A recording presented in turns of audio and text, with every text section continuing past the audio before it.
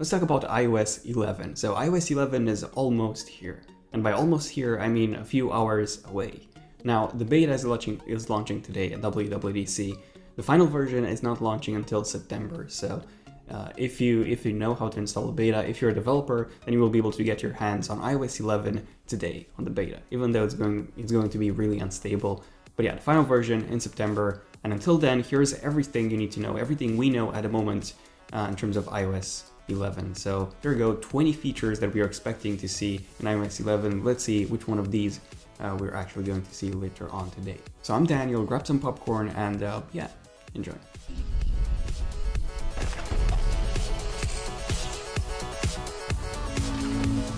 Okay, so the first feature that we're going to see is no more 32-bit support. So iOS 11 is going to be a full 64-bit operating system. So what does this mean? Well, it means that one, apps that haven't been optimized or updated for 64-bit support won't actually work at all in iOS 11. And we actually started getting these messages yesterday with apps that haven't been updated for 64-bit support. So there you go, apps are already being killed.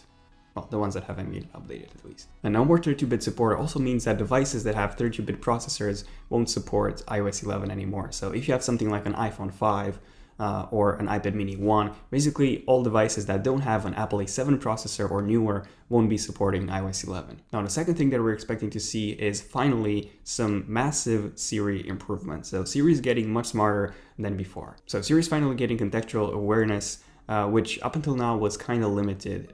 Now, if you want to ask Siri a question, and you ask her a question and you want to ask her a different question based on the first question, you'll have to ask the second question all over again. So you'll have to repeat everything again because she doesn't know what you've said before. Google Assistant is much better when it comes to contextual awareness, and Siri is supposedly going to be even better than Google Assistant, so you'll finally be able to have actual conversations with Siri. At least this is what the rumors say. I really hope that this is indeed the case. Let me know in the comments, what do you guys think about Siri at the moment? Do you think she works well enough? Do you actually use it every day?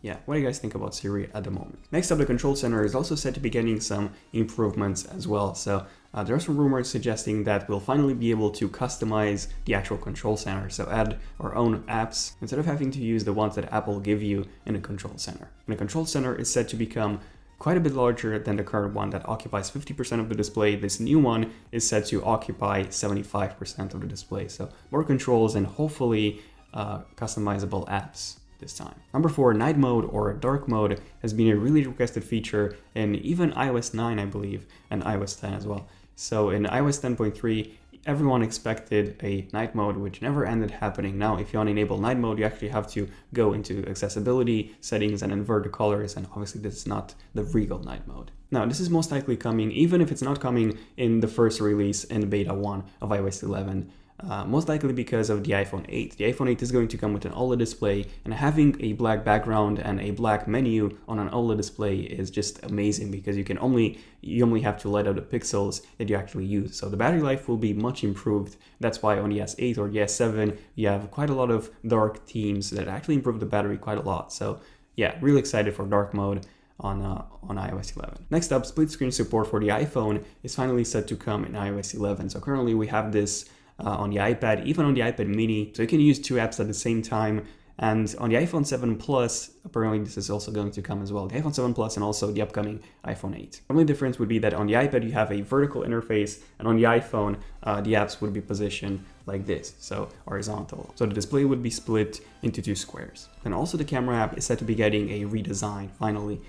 This time we are expecting to see the controls in the camera app as well, because at the moment you actually have to go into settings, and if you want to change the resolution for a video or the frame rate, you have to do it from there, which is, I mean, it's 2017. Android has had this from the very start, so why?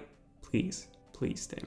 And some new wallpapers are also coming in iOS 11. So we actually got a couple of new wallpapers, 3 of them with the iPad Pro 12.9 inches and iOS 10.3.3. So these are most likely going to be translated to the iPhone, and then a couple of more wallpapers just exclusive to iOS 11. Just Apple, please stop removing all the wallpapers. Just add new ones.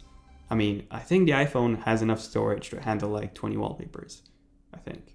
And FaceTime is also said to be getting some improvements with multi-user support, so the ability to have a video chat with multiple people at the same time. At the moment you can only have a video chat with one person, so you have to use multiple devices. Just joking, you have to use Hangouts or Skype if you want to have a group video chat.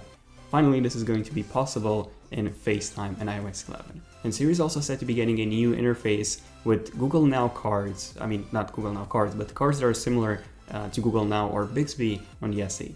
So these cards would show you the weather, the latest news, your calendar schedule, and so on. Sort of like things that you have in the notification center. So this might be moved to either the Siri display or, even better, the control center, which I would say that these things are going to be. And even though this is not an iPhone exclusive feature, the Apple Pencil is also said to be getting some pretty big improvements as well when it comes to functionality. So the Apple Pencil 2 is coming. In case you want to know more about the new iPads that are going to be introduced at today's event, I've done a WWDC recap video, what to expect video, and iPad Pro 2 final leaks and rumors. But yeah, Apple Pencil 2 is coming, and along with that, Apple Pencil 1 support is getting improved with a couple of new features. So the ability to zoom and pan and scroll with the Apple Pencil, and also the ability to launch a couple of apps when needed. So the Notes app, for example, similar to what we have in on the Samsung Galaxy Note devices. Apple Music is also said to be getting some improvements as well. So apparently it's going to be redesigned once again, so that the font is actually smaller, because now it's quite huge. It feels a bit weird on large screen devices. So smaller font, smaller interface,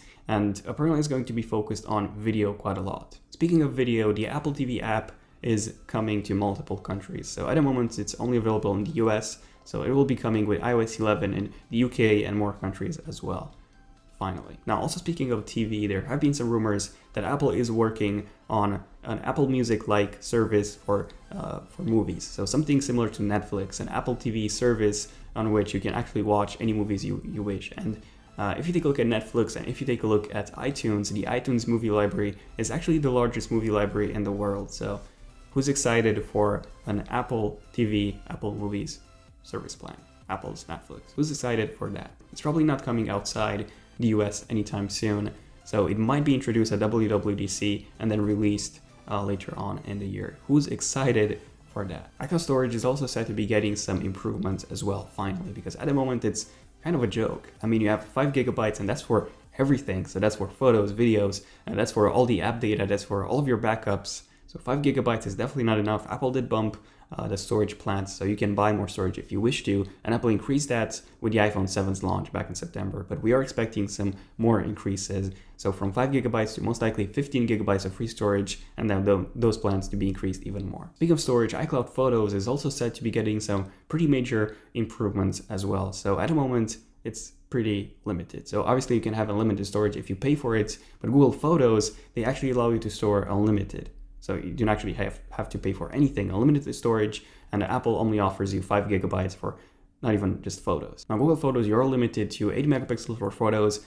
and 1080p for videos, unless you actually use your own storage and basically pay for it. So hopefully Apple decides to compete with Google and offer unlimited storage for 12 megapixel photos and 4K videos. That would be awesome. What photos service do you guys use? Is it Google Photos? Is it Apple Photos? I honestly keep switching between those two like every few months, because there's so many advantages to Google Photos and so many advantages to Apple Photos.